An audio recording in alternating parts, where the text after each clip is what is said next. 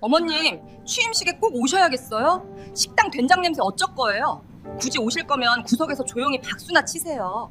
며느리 수진의 차갑게 쏟아내는 말에 나는 그만 핸드폰을 떨어뜨릴 뻔했습니다. 30년 동안 아들 하나 키우느라 손톱에 때가 끼도록 일했는데 그 아들이 병원장이 되는 날 나는 구석에서 박수나 치라고요? 네. 아니, 네가 지금 무슨 소리를 하는 거니? 떨리는 목소리로 되물었지만 수지는 한숨만 푹 내쉬더군요. 솔직히 말씀드릴게요. 어머님 오시면 민준이 체면 깎여요. 그냥 집에 계세요. 저희 아버지 회사 귀빈들도 많이 오시거든요.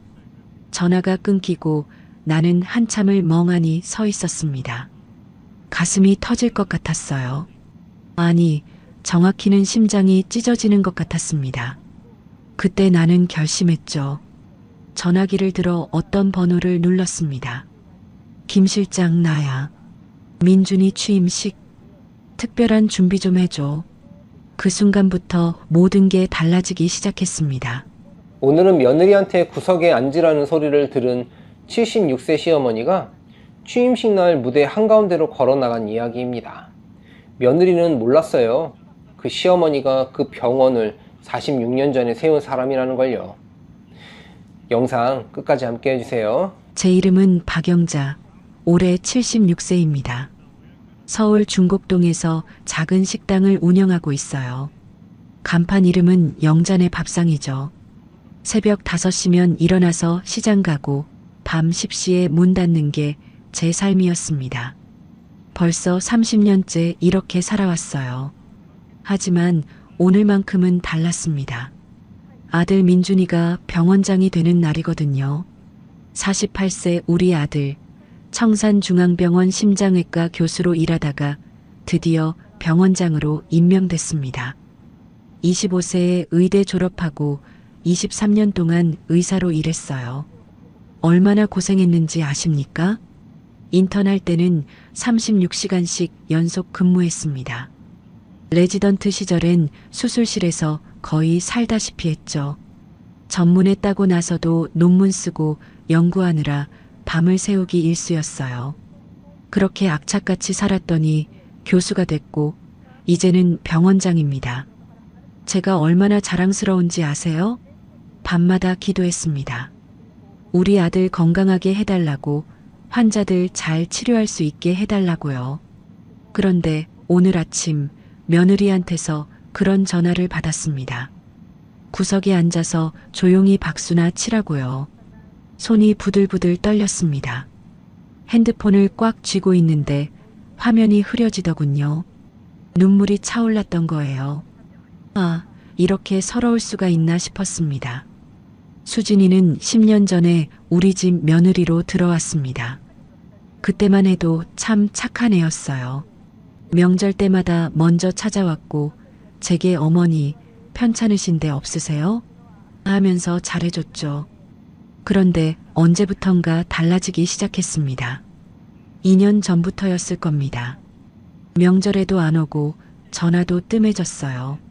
민준이한테 물어봐도 어머니 수진이가 요즘 좀 바쁘대요 하면서 얼버무렸습니다. 저는 며느리가 싫어서 그러나 보다 했죠. 시어머니가 부담스러운가 보다 싶어서 이해하려고 애썼어요. 그런데 오늘 이런 말을 듣게 될 줄이야. 나는 천천히 식탁 의자에 앉았습니다. 가게 문을 열기 전 잠깐 쉬는 시간이었어요. 창밖을 보니 아침 햇살이 들어오고 있었습니다. 이렇게 좋은 날, 내 아들 큰 날인데 기쁘기는커녕 마음이 무너져 내렸습니다. 내가 뭘 잘못했나? 스스로에게 물어봤습니다. 30년 동안 아들 하나 키우느라 손에서 물 마를 틈이 없었어요. 새벽부터 밤까지 일하고 번 돈은 전부 민준이 학비로 들어갔습니다. 의대 다닐 때 얼마나 돈이 많이 들었는지 아십니까? 그래도 한 번도 힘들다고 내색 안 했어요. 민준이는 장학금으로 학교 다닌다고 알고 있습니다. 제가 그렇게 말했거든요. 엄마 걱정 마라. 장학금 받아서 다니니까. 그렇게 말하면 민준이가 마음 편하게 공부할 수 있을 것 같았어요. 하지만 사실은 달랐습니다. 모든 돈은 제가 댔어요. 다만 민준이한테는 비밀이었죠. 왜 비밀로 했냐고요? 그건 나중에 말씀드리겠습니다. 지금은 며느리 이야기를 해야 하니까요. 휴대폰을 다시 들여다봤습니다. 수진이 문자가 하나 더 와 있더군요. 어머님, 제 말 이해해 주시죠? 민준 오빠 위해서예요. 민준 오빠 위해서라고요? 시어머니를 구석에 처박아 놓는 게 아들을 위하는 일입니까? 그때 또 다른 생각이 스쳤습니다. 혹시 민준이도 같은 생각일까? 아들도 엄마가 부끄러운 걸까요? 식당 하는 엄마, 낡은 옷 입고 다니는 엄마가 병원장 취임식에 어울리지 않는다고 생각하는 걸까요? 가슴이 먹먹했습니다. 숨이 막히는 것 같았어요. 하지만 나는 울지 않았습니다. 대신 전화기를 들었죠. 누군가에게 전화를 걸어야 했습니다. 아주 특별한 사람에게요. 번호를 눌렀습니다. 2번 신호가 가더니 상대방이 받았어요. 여보세요, 이사장님.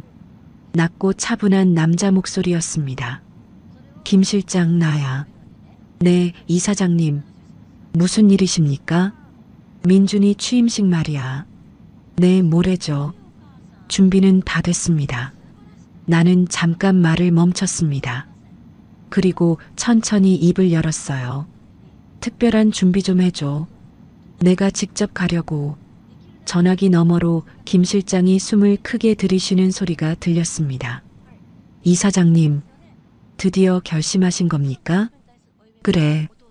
이제 때가 된 것 같아. 알겠습니다. 제가 완벽하게 준비하겠습니다. 전화를 끊고 나는 창밖을 바라봤습니다. 중곡동 골목길에는 사람들이 분주하게 오가고 있었어요.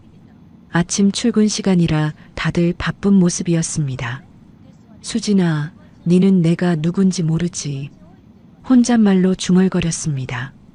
네가 구석에 앉으라고 한 그 사람이 누구인지 모레 알게 될 거야. 그 순간부터 모든 게 달라지기 시작했습니다. 김 실장이라고 부르는 사람의 본명은 김철수입니다. 올해 67세예요. 30년 전부터 제 곁을 지켜온 사람이죠. 그분을 처음 만난 건 46년 전이었습니다. 그때 저는 30세였고 남편과 함께 작은 의원을 시작했어요. 이름은 청산의원이었습니다. 병상이 고작 50개인 작은 병원이었죠. 남편은 의사였고 저는 간호사였습니다. 둘이서 환자 한 분 한 분 정성껏 돌봤어요. 새벽부터 밤까지 일했습니다. 환자들이 원장님 감사합니다 하면 그게 제일 큰 보람이었죠. 그렇게 10년을 일했습니다. 병원은 점점 커졌어요. 청산병원이 됐고 병상도 100개로 늘었습니다. 환자들 사이에서 입소문이 났거든요. 청산병원 가면 잘 고쳐준다고요. 20년이 지났을 때는 청산중앙병원이 됐습니다. 500병상 규모의 큰 대학병원이었어요. 의대와 제휴도 맺었고 교수님들도 모셨습니다. 제 남편은 병원장이 됐고 저는 이사로 일했죠. 그때 우리 아들 민준이는 18세 고등학생이었습니다. 하지만 그해 모든 게 무너졌어요. 남편이 교통사고로 세상을 떠났습니다. 비 오는 날 밤 응급 환자를 보러 가던 중이었어요. 빗길에 차가 미끄러져서 큰 사고가 났죠. 병원으로 실려왔을 때는 이미 늦었습니다.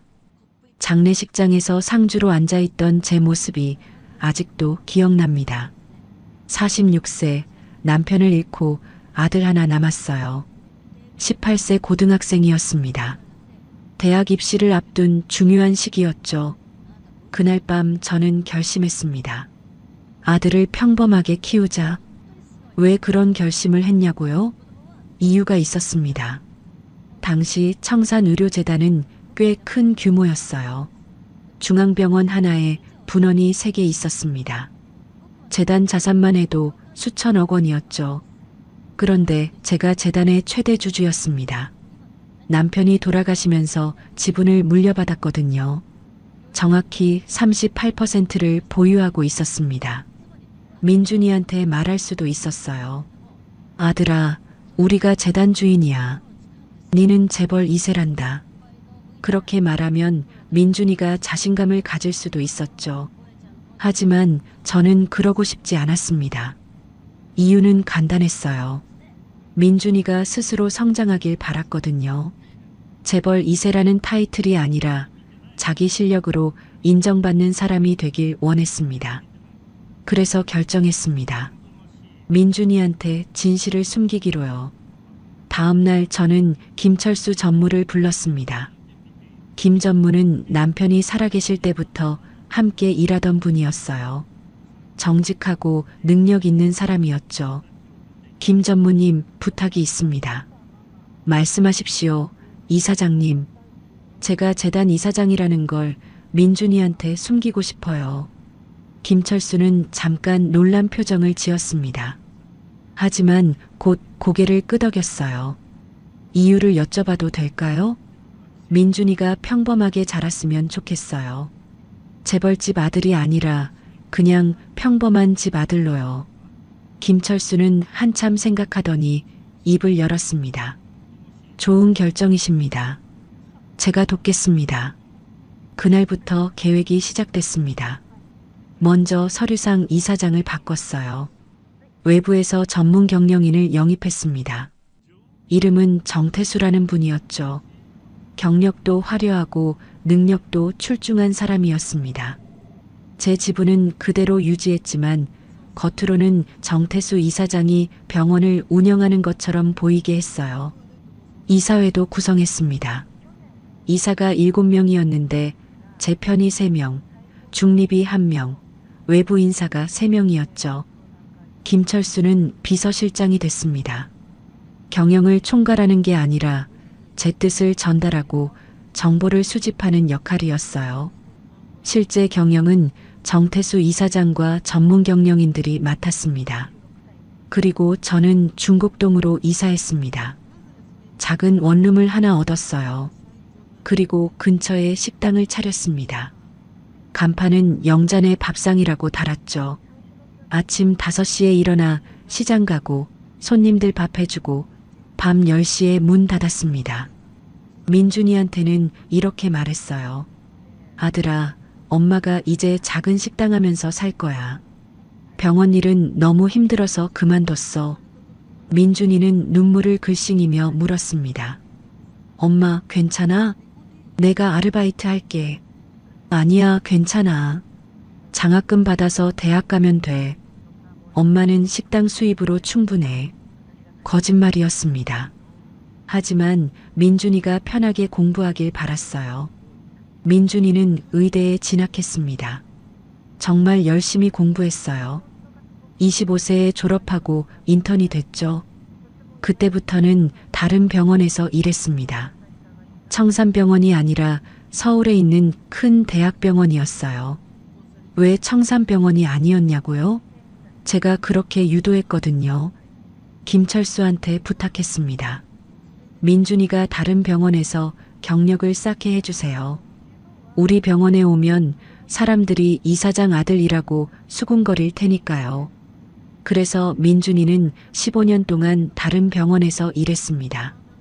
인턴, 레지던트, 전문의, 조교수까지 전부 외부에서 경력을 쌓았어요. 그리고 5년 전 드디어 청산중앙병원으로 왔습니다. 어떻게 왔냐고요? 스카우트 형태로 왔습니다. 정태수 이사장이 민준이의 논문을 보고 직접 제안했다고 통보했어요. 물론 뒤에서는 제가 김철수한테 부탁했지만요. 민준이는 정말 기뻐했습니다. 엄마, 나 청산병원에서 일하게 됐어. 정태수 이사장님이 내 논문 보고 직접 스카우트 제안하셨대. 그래, 우리 아들 대단하네. 엄마, 이제 돈 많이 벌어서 효도할게. 민준이는 제가 식당 하는 줄 알았습니다. 가난한 엄마를 위해 효도하고 싶어 했어요. 그 마음이 기특하면서도 미안했습니다. 하지만 저는 끝까지 비밀을 지켰어요. 민준이가 자기 실력으로 성공하는 모습을 보고 싶었거든요. 그렇게 5년이 지났습니다. 민준이는 정말 훌륭한 의사가 됐어요. 논문도 47편이나 썼고 수술 성공률도 98.7%나 됐습니다. 환자들 사이에서 입소문이 났죠. 박민준 교수한테 수술 받으면 무조건 성공한다고요. 그리고 이번에 병원장으로 임명됐습니다. 사실 정태수 이사장이 건강상 이유로 사임한 거였어요. 후임으로 민준이가 선택됐죠. 물론 이사회 결정이었지만 민준이 실력이 있었기에 가능한 일이었습니다. 나는 정말 자랑스러웠습니다. 내 아들이 제 힘으로 병원장이 된 거예요. 하지만 오늘 아침 며느리한테서 그런 전화를 받았습니다. 구석에 앉아서 조용히 박수나 치라고요. 그 순간 깨달았습니다. 이제는 진실을 밝혀야 할 때구나. 30년간 숨겨온 비밀을 말해야 할 때가 온 거예요. 수진이가 우리 집 며느리가 된 건 10년 전이었습니다. 민준이가 38세, 수진이가 35세 때였어요. 첫인상은 정말 좋았습니다. 단정하고 예의 바른 아가씨였죠. 민준이가 처음 데려왔을 때 제게 이렇게 말했어요. 어머님, 처음 뵙겠습니다. 저는 강수진이라고 합니다. 민준 오빠를 정말 사랑합니다. 그 말을 듣는데 눈물이 핑 돌았습니다. 우리 아들이 좋은 사람 만났구나 싶었어요. 결혼식은 소박하게 치렀습니다. 제가 식당 하는 줄 알았으니까 수진이네 집에서 대부분 비용을 댔어요. 사돈되는 분이 강대호 씨라고 대한제약이라는 회사를 운영하는 사장님이었습니다. 당시 70세였죠. 강대호 씨는 좀 거만한 면이 있었어요. 저를 처음 봤을 때 이렇게 말했습니다. 사돈 어른 식당 하신다고 들었습니다. 고생 많으시겠어요. 말투에서 깔보는 느낌이 났지만 저는 참았어요. 민준이 결혼하는 날인데 기분 상하고 싶지 않았거든요. 수진이는 결혼 초반 8년 동안은 정말 착했습니다. 명절 때마다 제 식당으로 찾아왔어요. 손에 과일 봉지를 들고 와서는 어머니 건강하세요? 하면서 안부를 물었죠. 제가 식당 일로 힘들어하면 제가 도와드릴까요? 하면서 설거지도 해줬습니다. 민준이는 그런 수진이를 보며 흐뭇해했어요. 엄마, 수진이 괜찮지? 정말 착하지? 그래, 좋은 며느리 만났다. 진심이었습니다. 그때만 해도요. 하지만 2년 전부터 분위기가 달라지기 시작했습니다. 정확히 말하면 1년 6개월 전부터였어요. 추석 때 수진이가 연락도 없이 안 왔습니다. 민준이한테 물어봤죠. 민준아, 수진이 어디 아픈 거 아니야? 왜 안 왔니? 아, 엄마. 수진이가 요즘 회사 일이 좀 바쁘대. 무슨 회사 일? 수진이 전업주부 아니었어? 아버님 회사 일 좀 도와주고 있대. 괜찮아, 엄마. 이상했습니다. 전에는 바빠도 꼭 찾아왔거든요.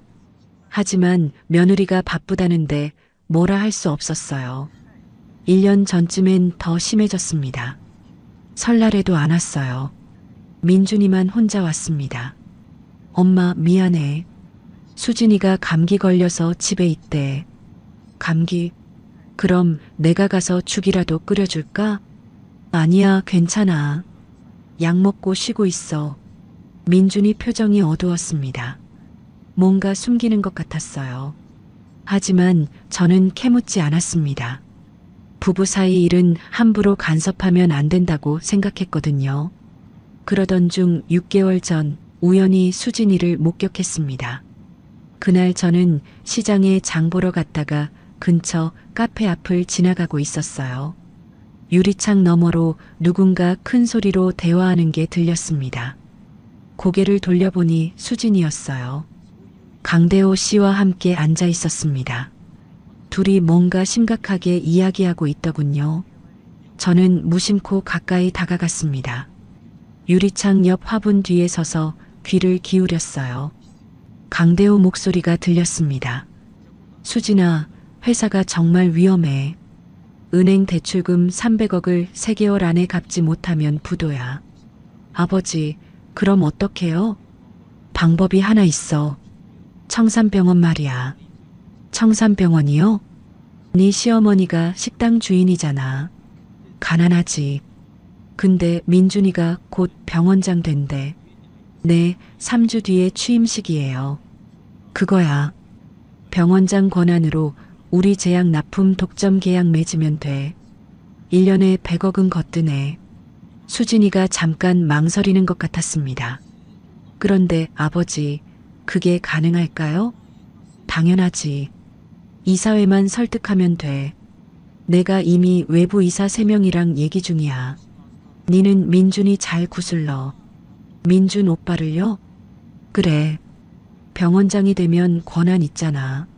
납품 계약 서류에 도장만 찍으면 끝이야. 수진이 목소리가 작아졌습니다. 알겠어요, 아버지. 저는 그 자리에서 얼어붙었습니다. 며느리가 우리 아들을 이용하려고 한다고요? 다리에 힘이 풀려서 화분에 기대야 했어요. 머리가 핑 도는 것 같았습니다. 그때 강대호가 또 말했습니다. 그리고 수진아, 네 시어머니 말이야.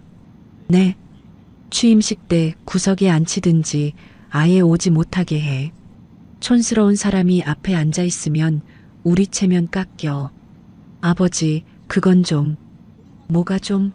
식당 주인이 무슨 병원장 취임식에 앞자리 앉아? 민준이 위해서라도 그래야 해. 수진이는 한참 침묵하다가 대답했습니다. 알겠어요. 그 순간 저는 그 자리를 벗어나야 했습니다. 더 들으면 정말 쓰러질 것 같았거든요. 집으로 돌아와서 하루 종일 멍하니 앉아 있었어요. 믿을 수가 없었습니다. 10년 동안 며느리로 들인 사람이 이렇게 변할 수 있다니. 하지만 동시에 이해가 됐습니다. 2년 전부터 수진이가 달라진 이유가 바로 이거였구나. 강대호 회사가 어려워지면서 수진이도 압박을 받았던 거예요. 그날 밤 저는 김철수한테 전화했습니다. 김 실장, 조사 좀 해줘. 대한제약이라는 회사 말이야. 무슨 일이십니까? 이사장님? 내 사돈 되는 사람 회사야. 재무 상태 좀 알아봐줘. 알겠습니다. 2주 뒤 김철수가 보고서를 가지고 왔습니다. 내용은 충격적이었어요. 대한제약은 1년 전부터 매출이 급감했습니다. 제품 불량 사건이 터지면서 신뢰도가 떨어진 거예요. 은행 대출금 300억 원을 갚지 못해 연체 중이었고 3개월 안에 상환하지 못하면 부도 처리될 상황이었습니다. 더 충격적인 건 다음 내용이었어요. 강대호가 6개월 전부터 청산병원 외부 이사 3명과 비밀리에 접촉하고 있었습니다. 각 이사한테 15억씩 총 45억 원을 제공한 정황이 있었어요. 계좌 추적 결과도 첨부돼 있었습니다. 이사장님, 이건 명백한 이사 매수입니다. 김철수가 심각한 표정으로 말했습니다. 목적이 뭘까? 아마 민준 교수님이 병원장 되면 이사회를 장악해서 제약 납품 계약을 따내려는 것 같습니다. 저는 고개를 끄덕였습니다. 카페에서 들은 대화와 정확히 일치했어요. 더 조사해줘. 확실한 증거를 모아야 해. 알겠습니다. 탐정도 고용하겠습니다. 그때부터 저는 본격적으로 증거를 모으기 시작했습니다. 3개월 전에는 수진이가 민준이한테 이상한 제안을 했다는 걸 알게 됐어요. 민준이가 제게 전화해서 물어봤거든요. 엄마, 요양원 가실 생각 없으세요? 요양원? 갑자기 왜? 수진이가 그러는데 엄마 혼자 계시면 외로우실 것 같대요. 좋은 요양원 알아봤대. 아니야, 난 괜찮아. 식당 일도 있고 여기가 좋아. 그래요? 그럼 됐어요. 민준이는 별 의심 없이 넘어갔습니다. 하지만 저는 알았어요. 수진이가 저를 멀리 떼어놓으려는 거라는 걸요. 2개월 전부터는 탐정을 고용해서 수진이를 미행했습니다. 수진이가 친구들과 만나서 뭐라고 떠드는지, 강대호와 무슨 계획을 세우는지 전부 녹음했어요. 그리고 오늘 아침 결정적인 전화를 받았습니다. 어머님, 취임식에 오시면 구석에 앉아서 조용히 박수나 치세요. 모든 퍼즐이 맞춰졌습니다. 수진이와 강대호의 계획, 이사 매수, 그리고 저를 배제하려는 의도까지요. 저는 더 이상 참을 수 없었습니다. 김철수한테 전화를 걸었어요. 김 실장, 특별한 준비 좀 해줘. 취임식 때 내가 직접 나서야겠어. 드디어 결심하신 겁니까? 그래. 30년 동안 숨겨왔지만 이제는 진실을 밝힐 때야. 알겠습니다. 완벽하게 준비하겠습니다. 전화를 끊고 나는 창밖을 바라봤습니다. 모레면 취임식입니다. 그날 모든 진실이 밝혀질 거예요. 며느리는 제가 식당 주인인 줄 압니다. 가난하고 초라한 시어머니라고 생각하죠. 하지만 모릅니다. 제가 청산의료재단 설립자이자 최대주주라는 것을, 제가 30년 동안 아들을 위해 모든 걸 숨겨왔다는 것을, 그리고 이제 그 모든 비밀을 밝힐 거라는 것을요. 모레가 기다려졌습니다. 다음 날 오후 김철수 실장이 제 식당으로 찾아왔습니다. 손에는 두툼한 서류 봉투를 들고 있었어요. 이사장님, 조사 결과입니다. 들어와요, 김 실장. 저는 식당 문에 잠시 휴게 팻말을 걸고 안으로 들어갔습니다.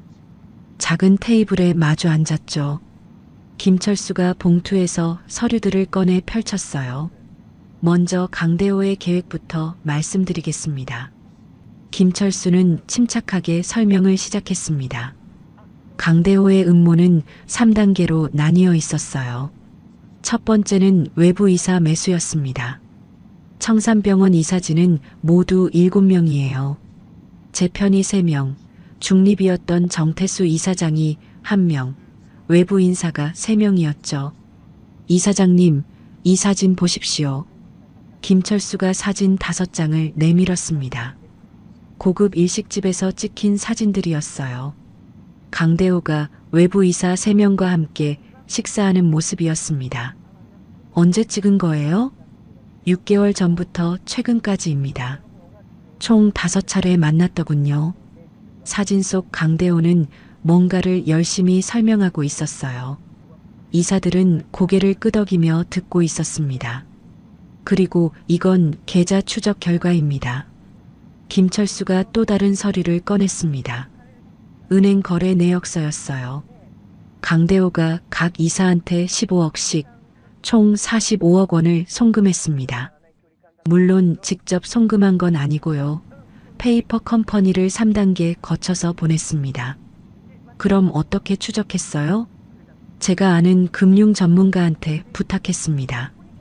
돈의 흐름을 역추적했죠. 저는 서류를 자세히 들여다봤습니다. 날짜도 명확했고 금액도 정확했어요. 이 정도면 결정적인 증거였습니다.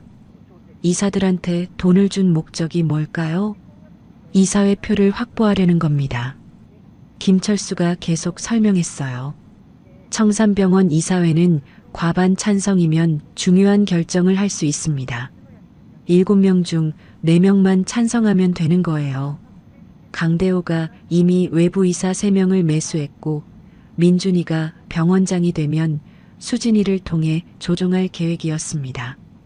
그러면 4표가 확보되는 거죠. 그 다음 계획은 뭡니까? 제약 납품 독점 계약입니다. 김철수가 또 다른 문서를 보여줬어요. 대한제약과 청산병원 사이의 납품 계약서 초안이었습니다. 이건 어떻게 구한 거예요? 강대호가 이미 계약서 초안을 만들어뒀더군요. 제 사람이 그쪽 회사 직원한테서 입수했습니다.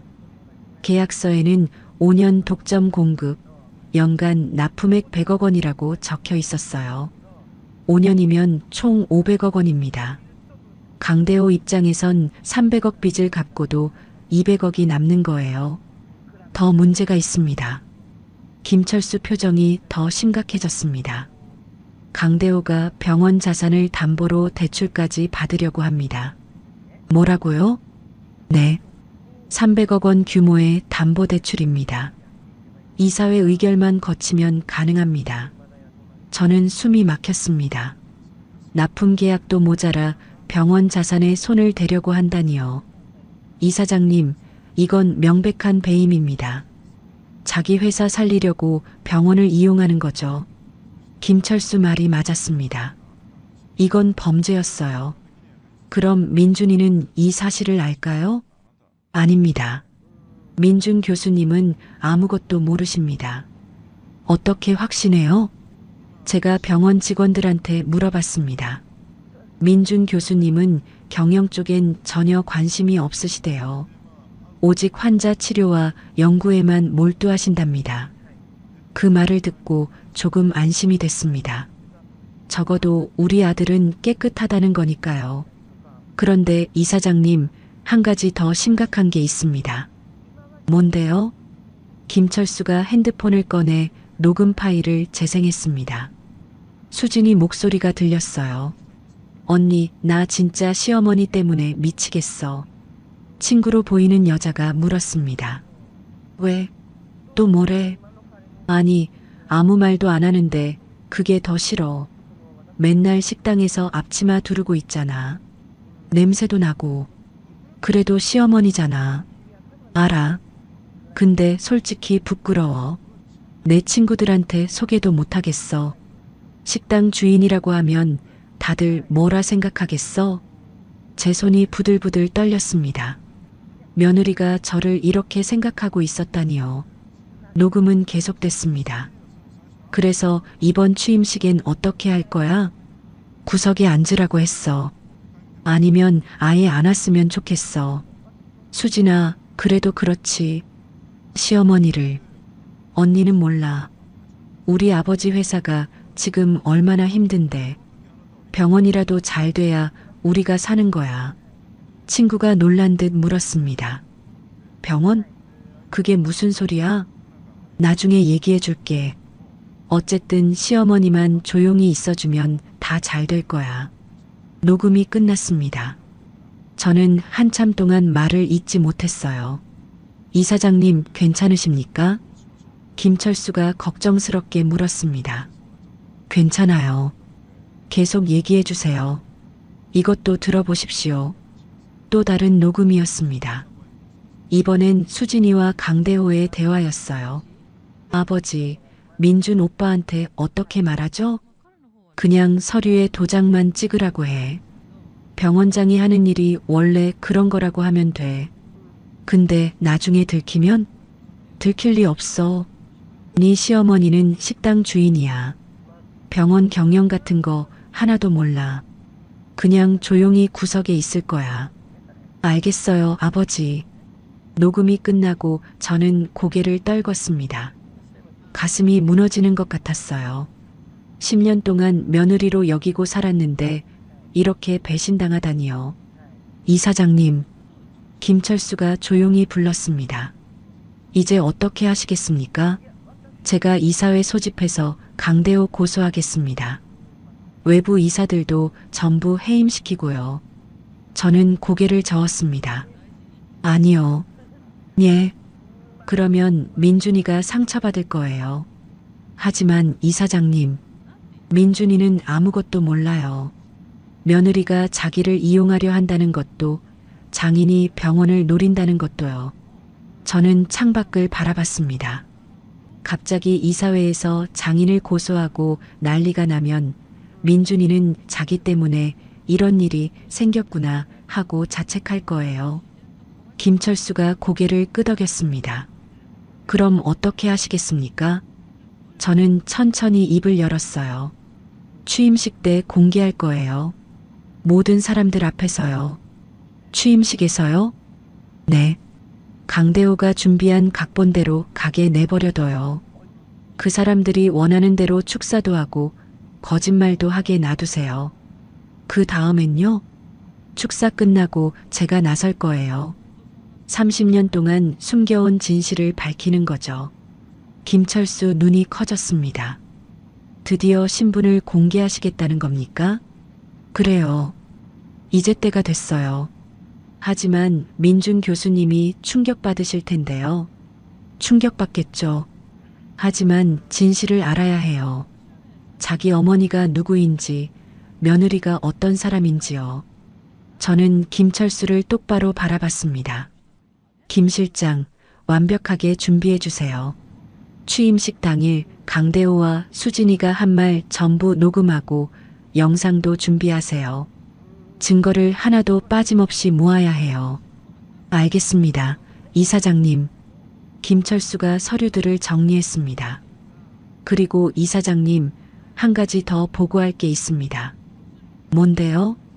검찰 쪽에 고소 준비를 해두는 게 좋을 것 같습니다. 검찰이요? 네. 강대호의 이사 매수는 명백한 범죄입니다. 배임과 횡령 혐의로 고소할 수 있어요. 취임식 전에 미리 고소장을 제출해두면 취임식 당일 증거가 확보되는 대로 검찰이 움직일 겁니다. 저는 잠시 생각했습니다. 좋아요. 그렇게 하세요. 하지만 비밀로 진행해요. 강대호가 눈치채면 안 되니까요. 알겠습니다. 김철수가 일어서며 말했습니다.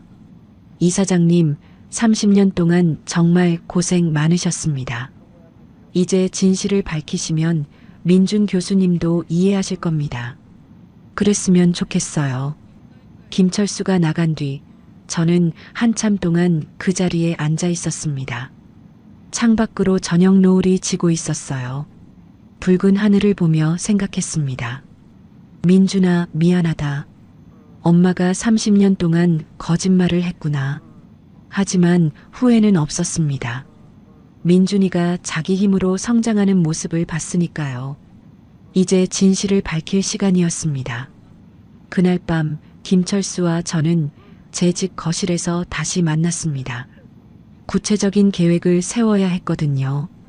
이사장님, 취임식 순서는 이렇습니다. 김철수가 노트북을 열어 취임식 진행표를 보여줬어요. 오전 11시에 시작해서 개회사, 민준이 취임사, 이사 축사, 내빈 축사 순서였습니다. 강대호는 내빈 축사에 이름이 올라가 있었어요. 강대호가 축사에서 뭐라고 할지 뻔하네요. 네. 아마 자기가 민준 교수님 키웠다는 식으로 얘기할 겁니다. 좋아요. 그렇게 하게 내버려둬요. 저는 진행표를 자세히 봤습니다. 여기 내빈 축사 끝나고 폐회사 하기 전에 시간이 있죠? 네, 5분 정도 있습니다. 그때 제가 나설 거예요. 어떻게 등장하시겠습니까? 저는 잠시 생각했습니다. 영상을 하나 준비해 주세요. 청산의료재단 46년 역사를 담은 영상이요. 좋은 생각입니다. 46년 전 남편이랑 작은 의원 시작했던 사진부터 병원이 커지는 과정, 남편 장례식, 그리고 지금까지요. 5분짜리 영상으로 만들어주세요. 김철수가 노트에 적으며 고개를 끄덕였습니다. 영상 마지막엔 뭐라고 하시겠습니까? 오늘 그분을 모십니다라고 하세요. 그리고 제 이름 박영자, 청산의료재단 설립자 겸 최대주주라고 자막을 띄워요. 알겠습니다. 영상이 끝나면 제가 무대로 올라갈 거예요. 객석 맨 뒤에서요. 김철수가 고개를 갸웃했습니다. 맨 뒤에요? 네. 수진이가 저더러 구석에 앉으라고 했잖아요. 그럼 정말 맨 뒤에 앉아 있을 거예요. 그러다가 영상 끝나고 조명이 저를 비추면 천천히 걸어 나가는 거죠. 극적이네요. 그래야 사람들 기억에 남아요. 저는 김철수를 똑바로 봤습니다. 김 실장, 이건 단순한 복수가 아니에요. 민준이한테 진실을 알려주는 거예요. 며느리가 어떤 사람인지, 장인이 무슨 짓을 했는지요. 알겠습니다. 이사장님. 그리고 가장 중요한 건 민준이 업적이 진짜라는 걸 증명하는 거예요. 제 도움으로 병원장이 된 게 아니라 민준이 실력으로 된 거라는 걸요. 김철수가 고개를 끄덕였습니다. 그래서 민준 교수님 실적을 정리한 자료도 준비하겠습니다. 논문 목록, 수술 성공률, 환자 평가, 모든 걸 스크린에 띄우겠습니다. 좋아요. 우리는 2시간 동안 세세한 계획을 짰습니다. 영상 콘티, 조명 계획, 음향 준비까지요. 이사장님, 그런데 한 가지 걱정되는 게 있습니다. 뭔데요? 강대호가 현장에서 발작을 부리면 어떡하죠? 그럴 거예요. 당연히요. 저는 웃음을 지었습니다. 그래서 녹음 파일을 준비하는 거잖아요. 강대호가 이사들이랑 한 대화, 수진이가 친구들한테 한 말 전부 틀어주세요. 알겠습니다. 그리고 사진도 준비하세요. 강대호가 이사들이랑 만난 사진, 동거래 내역, 계약서 초안, 전부요. 김철수가 체크리스트를 만들었습니다. 이사장님, 법적 준비도 필요합니다. 어떻게요? 내일 제가 법무법인 가서 고소장을 작성하겠습니다. 강대호와 외부 이사 3명을 배임, 횡령, 업무방해 혐의로 고소하는 거죠. 검찰에 제출하는 거예요? 네. 취임식 일주일 전에 비밀로 제출하겠습니다. 그럼 검찰이 내사를 시작할 거예요. 취임식 당일에는 사복검사 2명이 참관하게 하겠습니다. 그게 가능해요? 제가 아는 검사님이 계십니다. 증거만 확실하면 협조해 주실 거예요. 저는 고개를 끄덕였습니다. 좋아요. 그렇게 하세요. 하지만 민준이한테는 절대 알리지 마세요. 물론입니다. 김철수가 노트북을 닫으며 말했습니다. 이사장님, 제가 30년 동안 이사장님 곁에서 일했습니다. 오늘만큼 이사장님이 멋있어 보이는 날이 없었습니다. 과찬이에요. 아닙니다. 30년 동안 아드님을 위해 모든 걸 숨기고 사셨잖아요. 이제 진실이 밝혀지면 민준 교수님이 얼마나 감동하실지. 김철수 눈가가 촉촉해졌습니다. 김 실장도 고생 많았어요. 30년 동안 제 비밀 지켜주느라요. 제 자랑입니다. 이사장님. 김철수가 일어서려는데 제가 손을 들어 막았습니다. 잠깐만요.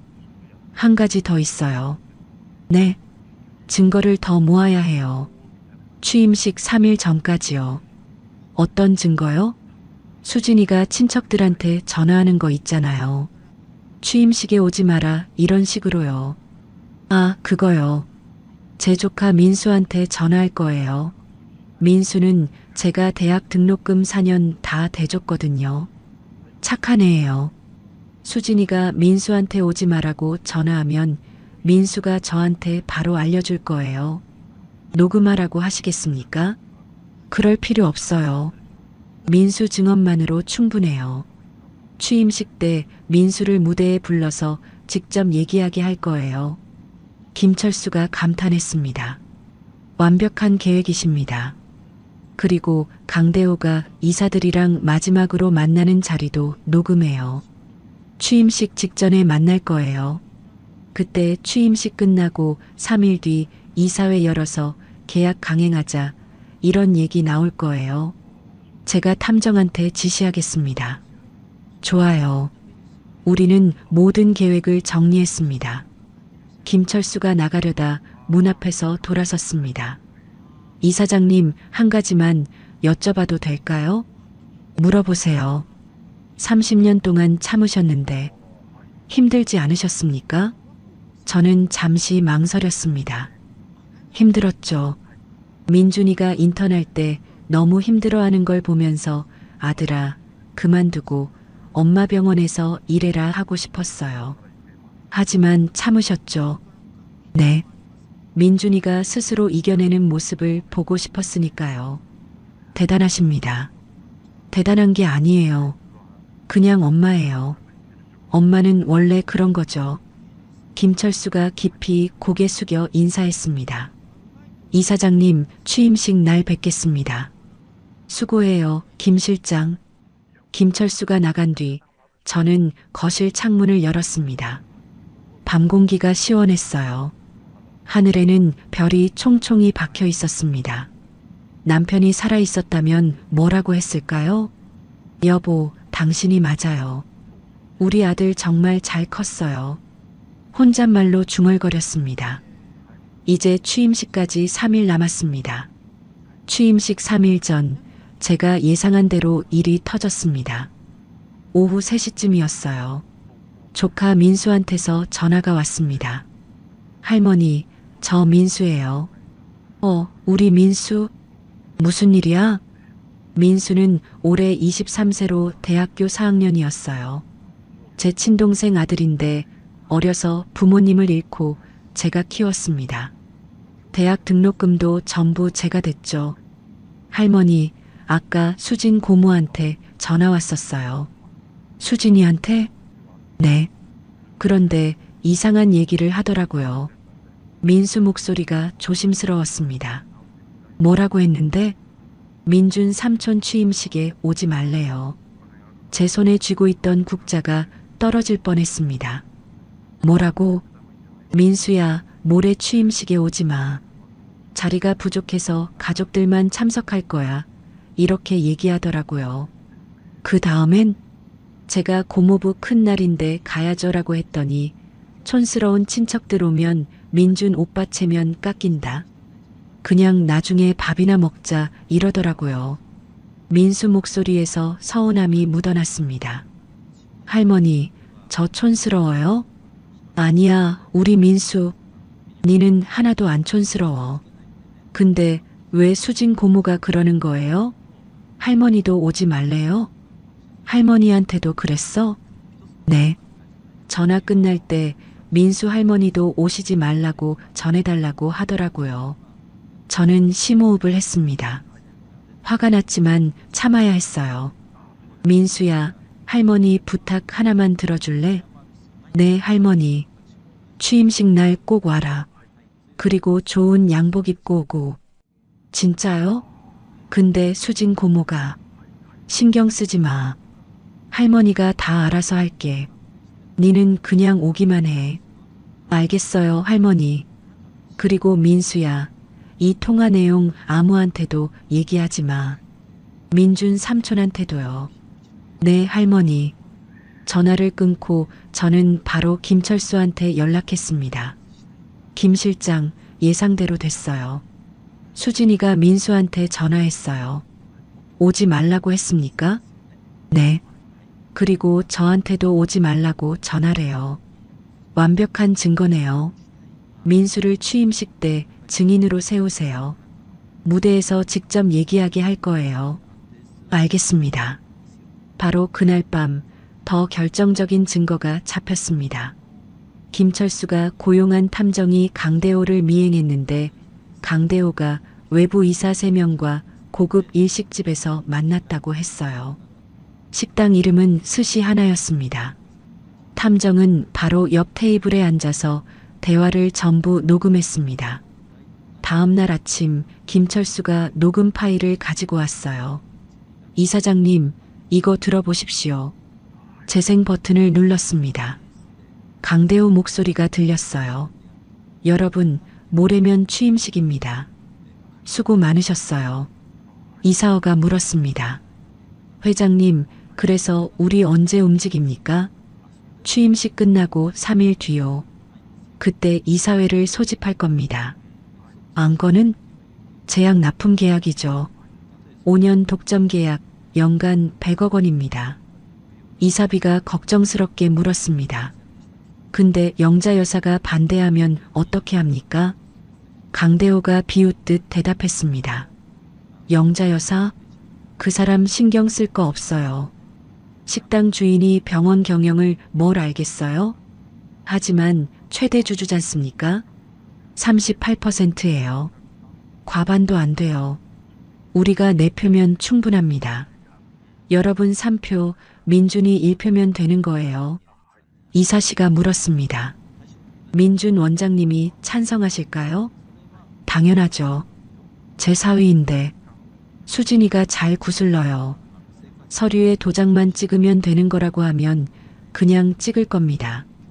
그 다음 단계는요? 담보대출이죠. 병원 자산 담보로 300억 빌릴 겁니다. 이사어가 놀라며 물었습니다. 300억이요? 그게 가능합니까? 가능하죠. 이사회 의결만 거치면 됩니다. 우리가 과반이니까 밀어붙이면 돼요. 영자 여사가 가만히 있을까요? 그 사람이 뭘 할 수 있겠어요? 법적으로 문제 없어요. 이사회 결의만 있으면 되니까. 이사비가 조심스럽게 물었습니다. 근데 회장님, 혹시 들키면? 들킬 리 없어요. 민준이는 경영에 관심도 없고 영자 여사는 병원 일 모르고 완벽합니다. 이사들이 술잔을 들었습니다. 그럼 성공을 위해 건배. 건배. 녹음이 끝났습니다. 저는 주먹을 불끈 쥐었어요.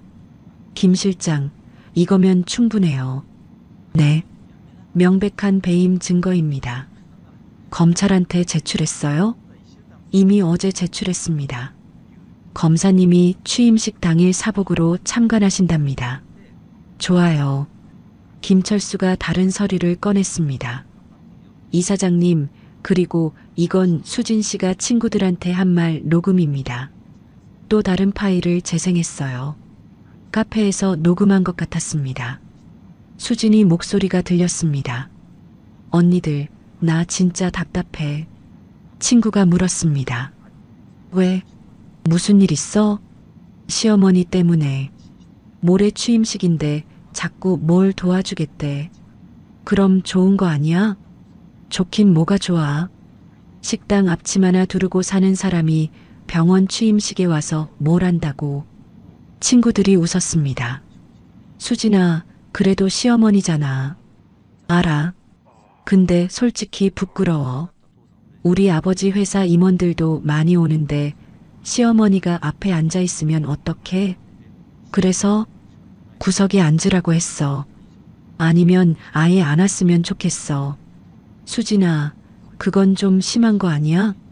언니는 몰라. 우리 아버지 회사가 지금 얼마나 위험한데.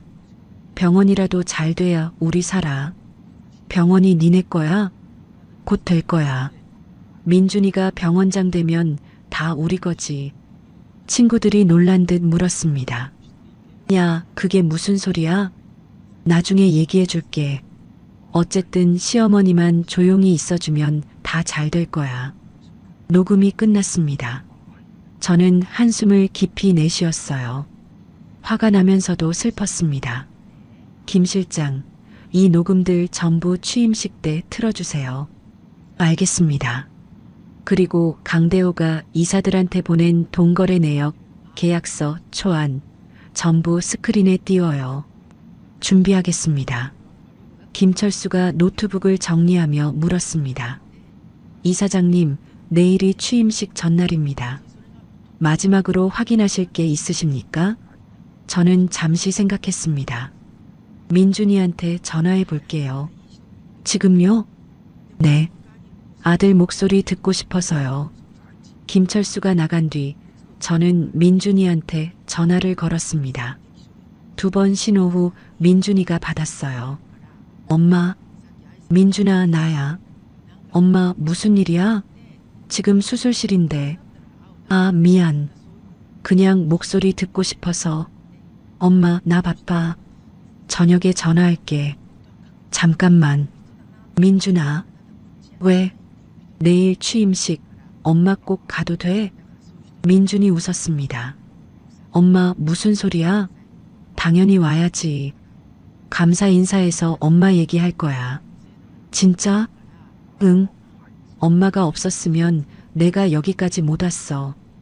23년 동안 의사 생활하면서 엄마가 제일 자랑스러워. 제 눈에 눈물이 맺혔습니다. 고맙다, 아들아. 엄마, 내일 꼭 와. 앞자리에 앉아. 알았지? 알았어. 그럼 저녁에 다시 전화할게. 사랑해, 엄마. 나도 사랑한다, 아들아. 전화를 끊고 저는 한참을 울었습니다. 우리 아들은 착했어요. 엄마를 사랑했고 자랑스러워했죠. 하지만 며느리는 달랐습니다. 저를 부끄러워했고 쫓아내려고 했어요. 내일이면 모든 게 밝혀질 것입니다. 30년간 숨겨온 비밀도, 며느리의 배신도, 강대호의 음모도요. 저는 눈물을 닦고 일어섰습니다. 이제 준비는 끝났어요. 내일 진실의 날이 밝을 것입니다. 취임식 당일 아침, 저는 새벽 4시에 눈을 떴습니다. 사실 한숨도 못 잤어요. 밤새 뒤척이다가 그냥 일어난 겁니다. 창밖을 보니 아직 어두웠습니다. 하지만 저는 씻고 옷을 갈아입기 시작했어요. 옷장을 열었습니다. 한복이 몇 벌 걸려 있었죠. 30년 전 남편 장례식 때 입었던 검은 한복도 보였어요. 하지만 오늘은 그게 아니었습니다.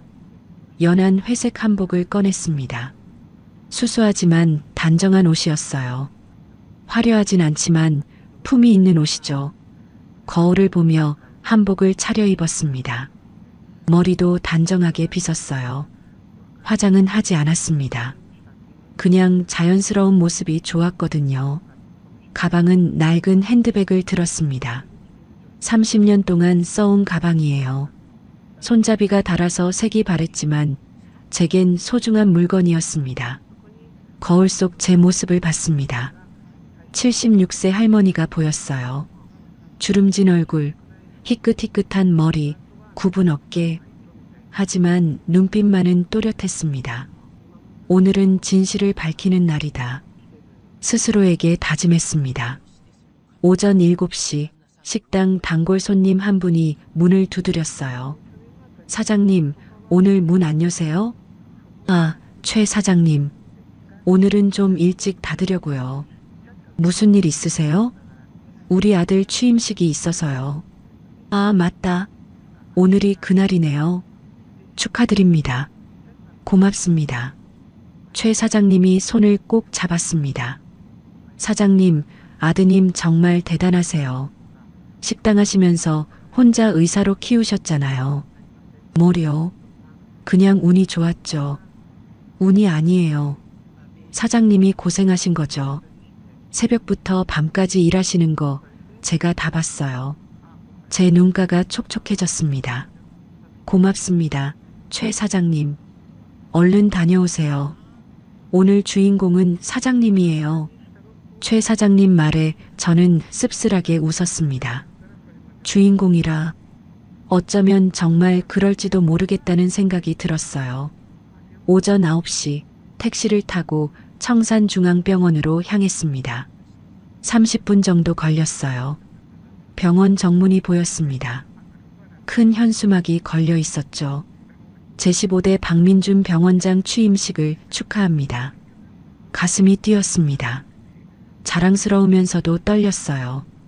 택시에서 내려 천천히 걸었습니다.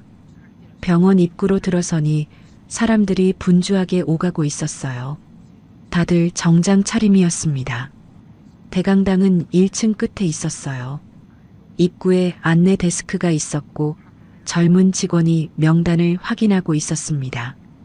성함이 어떻게 되십니까? 박영자요. 직원이 명단을 확인했습니다. 아, 원장님 어머니시군요. 어서 오십시오. 고맙습니다. 좌석은 1열 중앙입니다. 안내해 드릴까요? 그때였습니다. 뒤에서 날카로운 목소리가 들렸어요. 어머님. 돌아보니 수진이었습니다. 샤넬 트위드 재킷에 에르메스 버킨백을 들고 있었어요. 머리는 완벽하게 세팅했고 화장도 진하게 했습니다. 어머님, 왜 이렇게 일찍 오셨어요? 아들 취임식인데 당연히 일찍 와야지. 수진이 제 옷차림을 위아래로 훑어봤습니다. 얼굴에 실망한 표정이 역력했어요. 어머님, 그 옷 입고 오시려고요? 왜? 이 옷 안 돼? 아니, 그게 아니라. 수진이 주변을 두리번거리더니 저를 한쪽으로 데려갔습니다. 어머님, 솔직히 말씀드릴게요. 오늘 귀빈들이 많이 와요. 우리 아버지 회사 임원들, 제약업계 사장님들, 다들 화려하게 입고 오세요. 그래서 어머님은 저기 뒤쪽에 앉으시면 안 될까요? 제 가슴이 철렁했습니다. 전화로 들었던 그 말을 직접 듣게 될 줄이야. 뒤쪽? 네. 앞자리는 VIP석이라서요. 어머님은 편하게 뒤에서 보시는 게 좋을 것 같아요. 민준이가 앞자리에 앉으라고 했는데 수진이 난처한 표정을 지었습니다. 민준 오빠는 그렇게 말했어도 제가 행사 준비하는 사람으로서는 알았어. 저는 더 이상 듣고 싶지 않았습니다. 뒤에 앉을게. 정말요? 감사합니다, 어머님. 수진이 환하게 웃었습니다. 그 웃음이 너무 가짜 같아서 마음이 아팠어요. 그럼 저기 맨 뒤쪽 구석 자리에 앉으세요. 조용히 계시면 돼요. 그래. 저는 고개를 끄덕이고 뒤로 걸어갔습니다.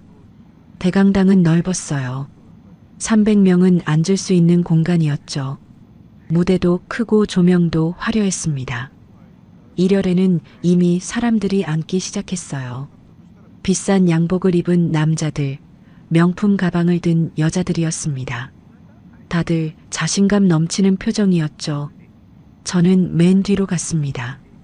구석 자리에 조용히 앉았어요. 주변을 둘러봤습니다. 뒤쪽에는 병원 직원들과 간호사들이 앉아 있었어요. 다들 수근수근 대화하고 있었습니다. 제 옆에 앉은 젊은 간호사가 물었습니다. 어머님, 원장님이랑 어떤 관계세요? 아들이에요. 네. 원장님 어머니세요? 간호사가 깜짝 놀랐습니다. 그럼 왜 여기 앉으세요? 앞자리 가셔야죠. 아니야, 여기가 편해. 하지만 저는 손을 저으며 말했습니다. 괜찮아요. 여기서도 잘 보여요. 간호사는 의아해하면서도 더 이상 묻지 않았습니다. 저는 가방에서 핸드폰을 꺼냈어요. 김철수한테 문자를 보냈습니다. 자리 잡았어요. 준비 시작하세요. 곧 답장이 왔습니다. 알겠습니다. 이사장님. AV실 대기 중입니다. 오전 10시 30분 사람들이 거의 다 모였습니다. 1열 중앙에는 강대호가 앉아 있었어요. 양옆으로 대한제약 임원 4명이 앉았죠. 다들 비싼 양복에 명품 시계를 차고 있었습니다. 2열에는 외부 이사 3명이 앉았어요. 강대호한테 돈을 받은 사람들이죠. 얼굴들이 긴장해 보였습니다. 3열에는 병원 교수들과 의료진이 앉았습니다. 수진이는 1열 맨 앞에 앉았어요. 가끔 뒤를 돌아보며 제가 잘 앉아 있는지 확인했습니다. 제 눈과 마주치자 살짝 미소를 지었죠. 하지만 그 미소는 차갑게 느껴졌어요. 강대호 옆에 앉은 제약회사 부사장이 수진이한테 다가왔습니다. 사모님, 시어머니는 안 오셨습니까? 수진이 제 쪽을 흘끗 보더니 작은 목소리로 대답했습니다. 오시긴 했는데 뒤에 계세요. 뒤에요? 왜요? 편찮으셔서 조용한 곳에 계시고 싶으시대요. 거짓말이었습니다. 하지만 저는 아무 말도 하지 않았어요. 부사장이 고개를 끄덕였습니다. 아, 그러시군요. 그래도 원장님 어머니신데. 좀 그렇네요. 괜찮아요. 어머니 원하시는 대로 해드렸어요. 수진이 웃으며 말했지만 제게는 그 웃음이 칼처럼 느껴졌습니다. 저는 주먹을 꽉 쥐었어요. 참아야 했습니다. 조금만 더요. 오전 10시 50분 대강당 문이 닫혔습니다. 조명이 어두워졌어요. 무대 위로 스포트라이트가 켜졌습니다. 사회자가 단상으로 올라왔어요. 병원 홍보팀장이었습니다. 존경하는 내외 귀빈 여러분, 안녕하십니까? 우렁찬 목소리가 강당을 가득 채웠습니다. 오늘 이 뜻깊은 자리에 참석해 주셔서 진심으로 감사드립니다. 지금부터 청산중앙병원 제15대 박민준 병원장 취임식을 시작하겠습니다. 박수가 터져 나왔습니다. 저도 박수를 쳤습니다. 가슴이 두근거렸어요. 민준아, 이제 곧 네가 나온다. 오전 11시 정각 무대 연문이 열렸습니다. 하얀 가운을 입은 민준이가 걸어 나왔어요. 48세 우리 아들, 의젓하고 당당한 모습이었습니다. 객석에서 우레와 같은 박수가 쏟아졌습니다. 사람들이 일어서서 박수를 쳤어요. 저도 일어섰습니다. 눈물이 핑 돌았어요. 우리 아들 정말 컸구나. 민준이는 단상으로 걸어가며 객석을 둘러봤습니다. 일열의 수진이와 눈이 마주쳤고 수진이가 환하게 웃었어요. 그 다음 민준이 시선이 뒤쪽으로 왔습니다. 저를 찾고 있는 거였어요. 저는 손을 살짝 들었습니다. 민준이 눈이 저를 발견했어요. 잠깐 놀란 표정을 지었습니다. 엄마가 왜 저기 있지?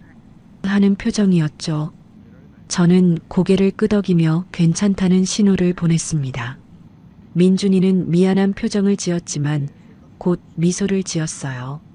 민준이가 단상에 섰습니다. 마이크를 잡았어요. 존경하는 선배 교수님들, 그리고 동료 의료진 여러분. 목소리가 떨리고 있었습니다. 긴장한 거였죠. 오늘 이 자리에 서게 되어 영광입니다.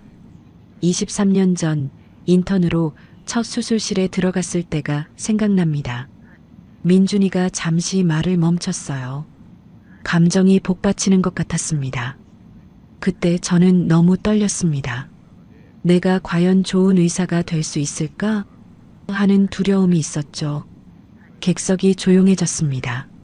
모두 민준이 말에 귀 기울였어요. 하지만 포기하지 않았습니다. 왜냐하면 저에게는 롤모델이 있었거든요. 민준이 시선이 다시 뒤쪽으로 왔습니다. 저를 바라보고 있었어요. 제 어머니입니다.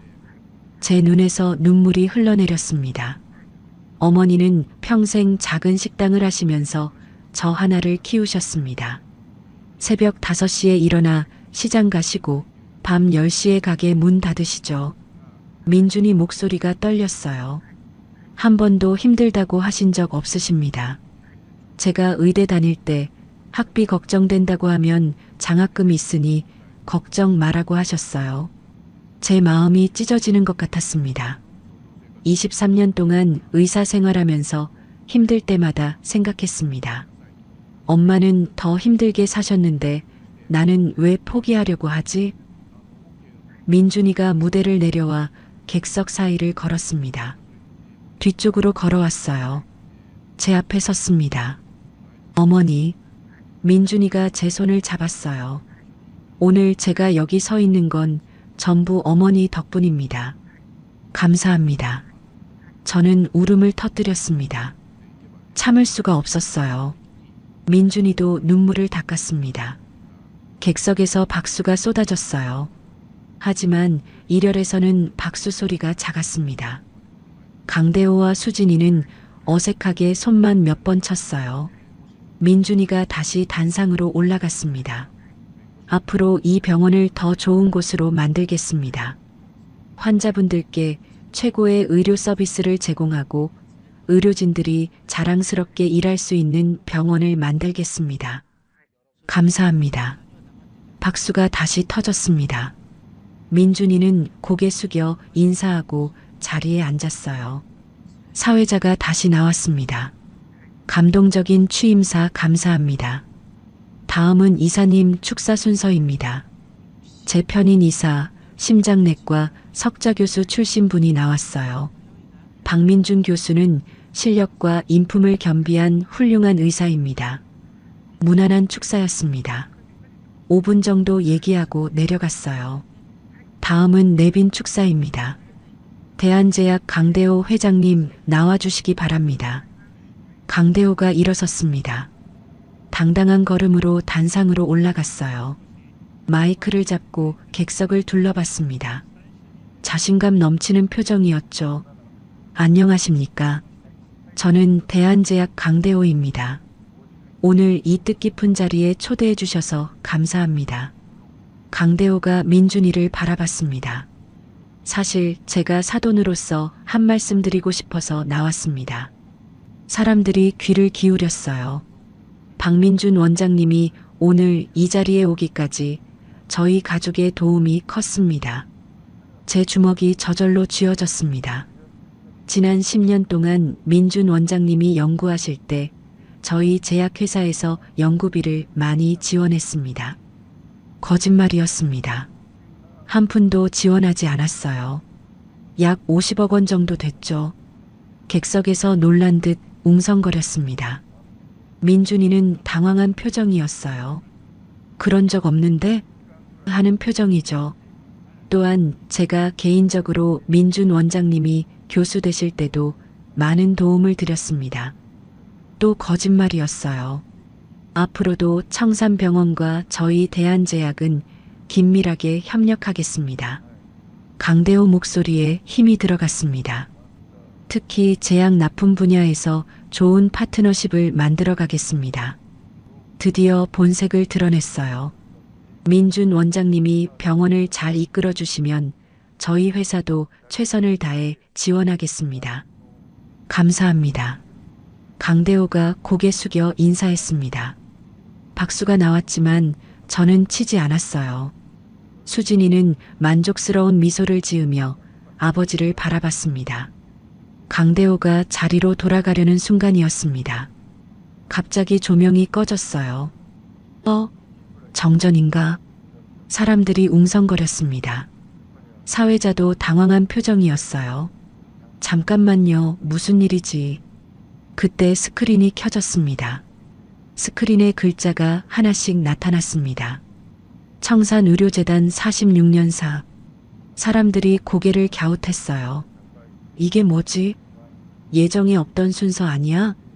사회자가 무전기로 AV실에 확인했습니다.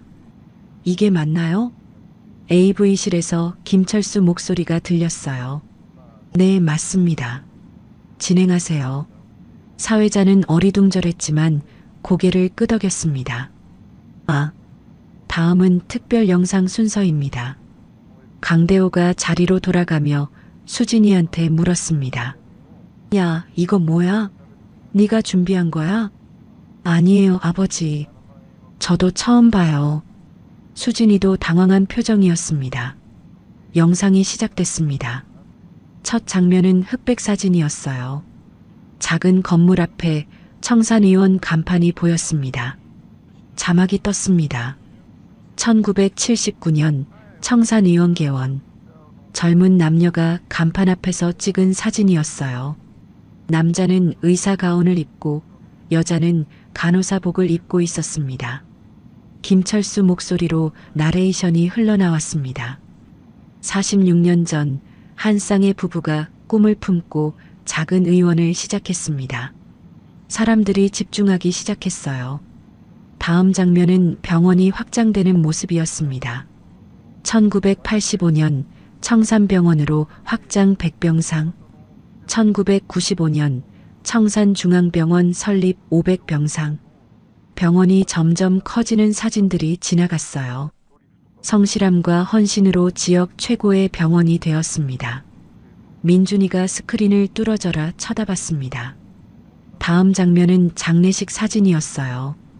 흑백 사진 속에 상주 자리에 앉은 여자와 고등학생이 보였습니다. 자막이 떴습니다. 1995년 설립자 별세. 남겨진 것은 미망인과 고등학생 아들 하나. 민준이 눈이 커졌습니다. 그 사진 속 고등학생이 자기라는 걸 알아본 거예요. 나레이션이 계속됐습니다.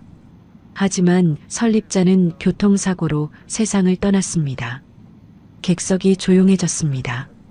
다음 장면들은 병원이 발전하는 모습이었어요. 연도별로 사진이 지나갔습니다. 그 후 30년 재단은 한 사람의 헌신으로 성장했습니다. 현재 청산중앙병원의 웅장한 모습이 나왔습니다. 그리고 화면이 전환됐어요. 재단 정관 문서가 클로즈업 됐습니다. 청산의료재단 설립자 겸 최대 주주. 이름란에 글자가 하나씩 나타났습니다. 박영자. 객석이 술렁였습니다. 박영자? 누구야? 원장님 어머니 아니야? 강대호 얼굴이 하얗게 질렸습니다. 수진이는 손으로 입을 막았어요. 민준이는 멍하니 스크린을 바라봤습니다. 나레이션이 마지막 멘트를 했습니다. 오늘 그분을 모십니다. 음악이 웅장하게 흘러나왔습니다. 사회자가 대본을 보다가 고개를 들었어요.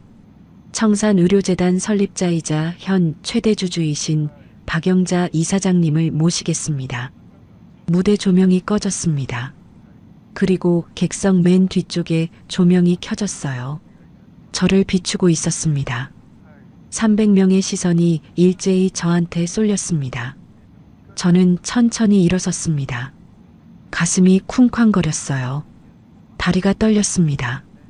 하지만 걸어야 했어요. 한 걸음, 두 걸음. 객석 사이 통로를 따라 걸었습니다. 지나가는 곳마다 사람들이 일어섰어요. 박수가 터져 나왔습니다. 교수들이 놀란 표정으로 저를 바라봤습니다. 저분이 재단 설립자? 식당 하신다고 들었는데. 간호사들도 웅성거렸어요. 세상에, 원장님 어머니가 이사장이었어? 저는 앞을 바라보며 계속 걸었습니다. 일열 옆을 지나갈 때 강대호와 눈이 마주쳤어요. 강대호는 식은땀을 흘리고 있었습니다. 수진이는 의자를 붙잡고 있었어요. 얼굴이 새하얗게 질려 있었죠. 외부 의사 3명은 서로 눈치만 보고 있었습니다. 저는 무대 계단을 올라갔습니다. 단상에 섰어요. 객석 300명이 전부 서서 박수를 쳤습니다. 저는 깊이 고개 숙여 인사했습니다. 박수가 잦아들었어요. 사람들이 자리에 앉았습니다. 저는 마이크 앞에 섰습니다. 손이 떨렸어요. 마이크를 잡으려는데 손이 말을 듣지 않았습니다. 심호흡을 했습니다. 1번, 2번. 마이크를 잡았어요. 객석이 숨죽이며 저를 바라봤습니다. 저는 천천히 입을 열었습니다. 안녕하세요. 제 목소리가 스피커를 통해 강당에 울려 퍼졌습니다. 저는 박영자입니다. 잠시 말을 멈췄어요. 감정이 북받쳐 올랐거든요. 청산의료재단 설립자이자 목이 메었습니다. 최대 주주입니다. 객석이 조용했습니다. 핀 떨어지는 소리도 들릴 것 같았어요. 저는 민준이를 바라봤습니다. 민준이는 눈물을 흘리고 있었어요. 손으로 얼굴을 가리고 어깨가 들썩였습니다. 그리고 제 목소리가 떨렸어요. 박민준 병원장의 어머니입니다. 객석에서 탄성이 터져 나왔습니다. 세상에, 믿을 수 없어. 의료진들이 서로 쳐다보며 수군거렸어요. 저는 계속 말을 이었습니다. 46년 전 남편과 함께 작은 의원으로 시작했습니다. 과거를 떠올렸어요. 환자 한 분 한 분 정성껏 돌보며 병원을 키웠습니다. 목소리에 힘을 주었어요.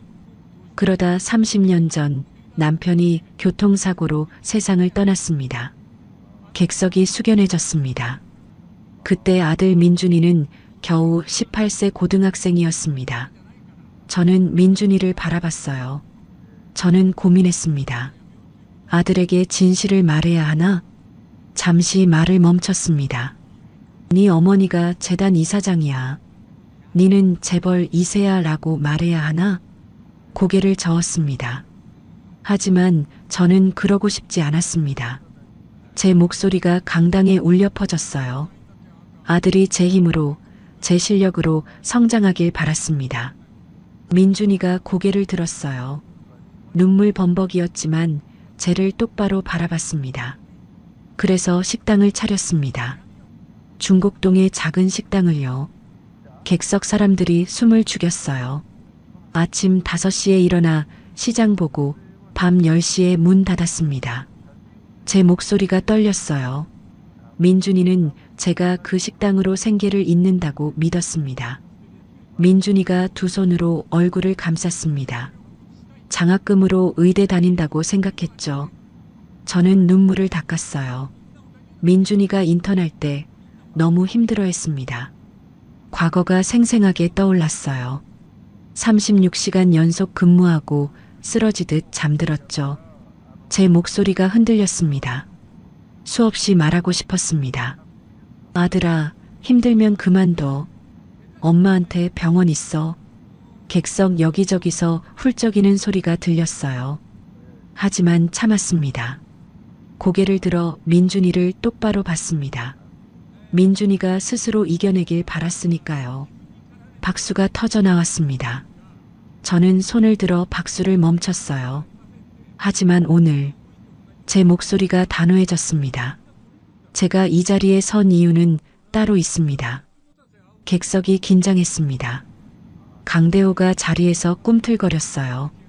수진이는 의자를 꽉 붙잡고 있었습니다. 저는 천천히 말했습니다. 여러분께 보여드릴 것이 있습니다. 김철수한테 신호를 보냈어요. 스크린이 다시 켜졌습니다. 이제 진짜 폭로가 시작될 참이었습니다. 스크린에 새로운 화면이 떴습니다. 박민준 교수 23년 연구 실적. 민준이가 고개를 들어 스크린을 봤어요.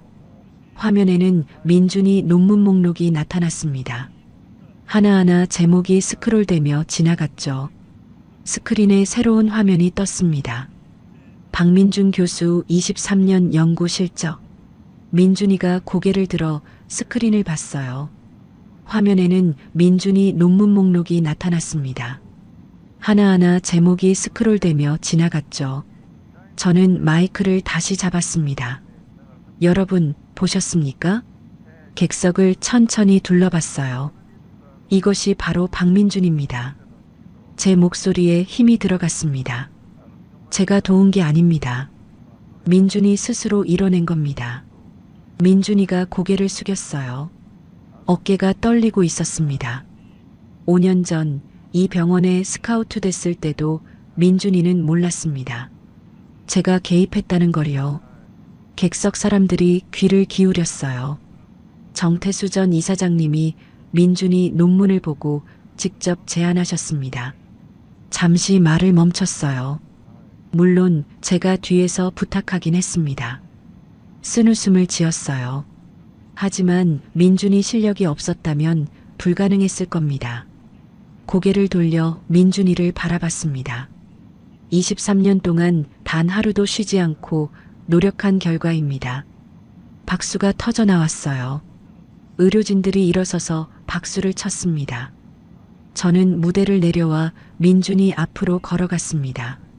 민준이는 자리에서 일어났어요. 눈물로 범벅이 된 얼굴로 저를 바라봤습니다. 아들아, 제가 먼저 말을 꺼냈어요. 미안하다. 30년 동안 거짓말했구나. 민준이가 고개를 저었습니다. 아니에요, 어머니. 목이 메어 더 이상 말을 잇지 못했어요. 저는 민준이를 꼭 껴안았습니다. 니는 정말 잘했어. 엄마가 자랑스럽다. 민준이도 저를 안았어요. 그리고 흐느꼈습니다. 어머니, 제가 몰랐어요. 어머니가. 괜찮아, 아들아. 저는 민준이 등을 토닥였습니다. 네가 몰랐던 게 당연해. 엄마가 숨긴 거니까. 객석 여기저기서 훌쩍이는 소리가 들렸어요. 간호사들이 눈물을 닦고 있었고 나이 든 교수들도 눈가를 훔쳤습니다. 저는 민준이를 천천히 떼어놓았어요. 근데 아들아, 민준이가 고개를 들어 저를 봤습니다. 엄마가 니한테 꼭 보여줘야 할 게 있어. 뭔데요? 제 표정이 굳어졌어요. 네 며느리가 어떤 사람인지, 네 장인이 무슨 짓을 했는지 말이야. 민준이 눈이 커졌습니다. 어머니 무슨... 자리에 앉아라. 끝까지 봐야 해. 저는 다시 무대로 올라갔습니다. 마이크를 잡고 객석을 둘러봤어요. 강대호는 의자에 푹 파묻혀 있었고 수진이는 새하얗게 질린 얼굴로 앉아 있었습니다. 여러분, 제 목소리가 차갑게 변했어요. 이제부터 보여드릴 내용은 충격적입니다. 잠시 말을 멈췄습니다. 하지만 진실입니다.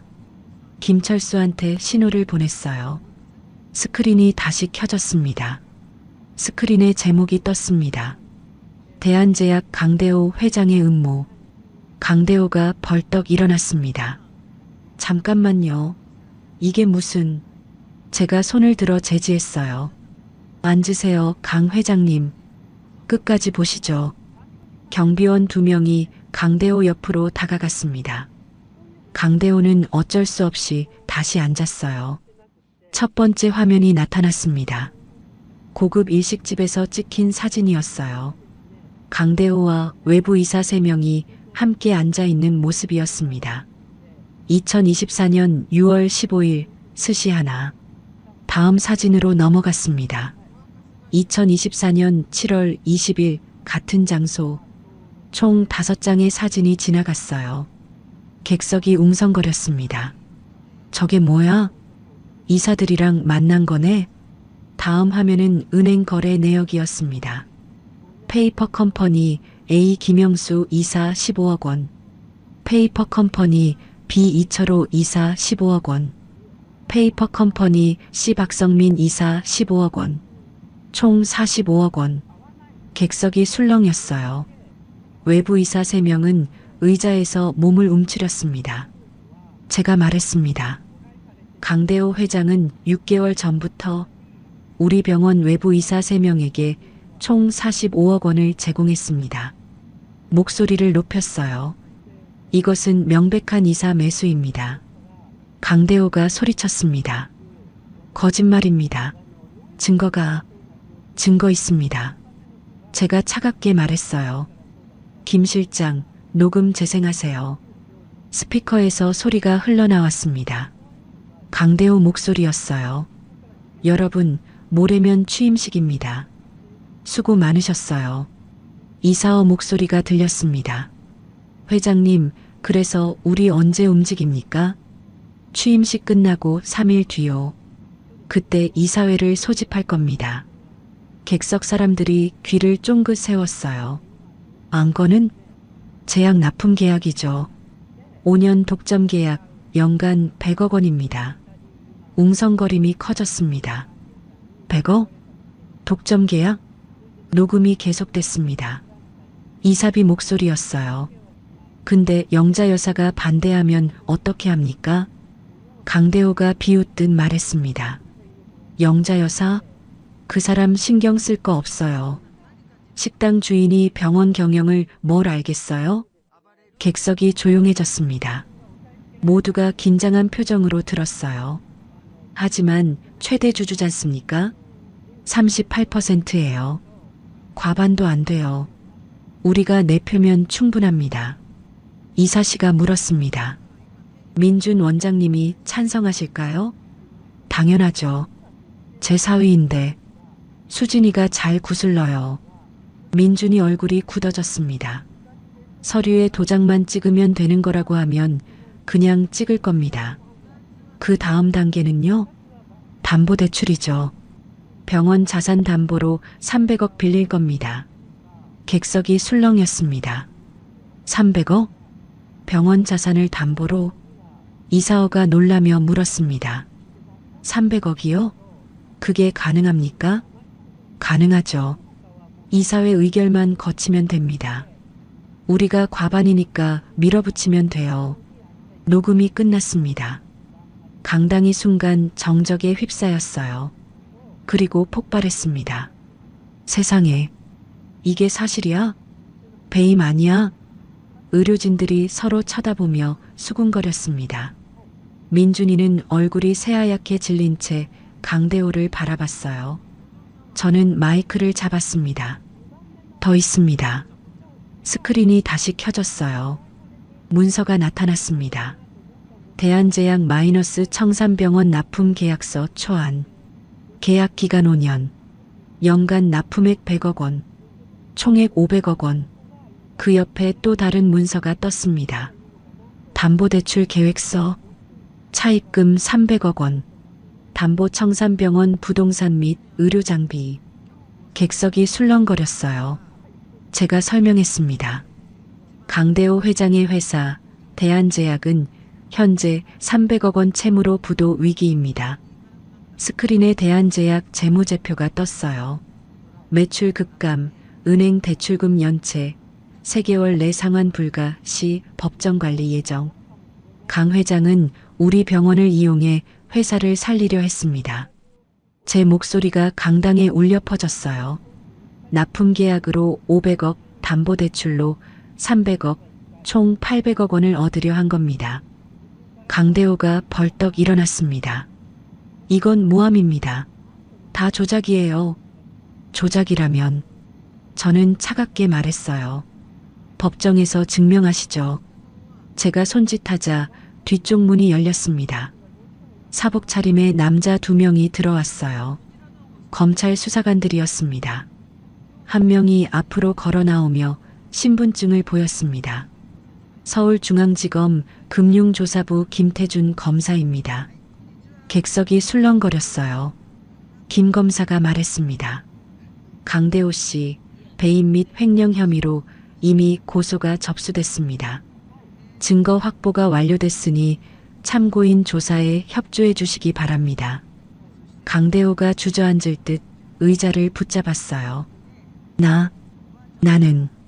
저는 다시 마이크를 잡았습니다. 그런데 여러분, 객석이 조용해졌어요. 더 충격적인 게 있습니다. 수진이가 몸을 떨기 시작했어요. 제 며느리 강수진 씨에 관한 내용입니다. 스크린이 다시 켜졌습니다. 이번엔 카톡 대화 내용이었어요. 왼쪽에 수진 친구라고 적혀 있었습니다. 첫 번째 메시지가 떴습니다. 수진 언니, 나 진짜 시어머니 때문에 미치겠어. 친구 왜? 또 뭐래? 수진 아니, 아무 말도 안 하는데 그게 더 싫어. 친구 그래도 시어머니잖아. 수진 알아. 근데 솔직히 부끄러워. 객석이 숨을 죽였습니다. 다음 메시지가 나타났어요. 수진 식당 냄새 진동하잖아. 명품 매장 같이 갈 수도 없고. 친구 수진아. 수진 취임식 때 구석에 앉으라고 했어. 아니면 아예 안 왔으면 좋겠어. 민준이가 숨을 크게 들이쉬었습니다. 주먹을 꽉 쥐고 있었어요.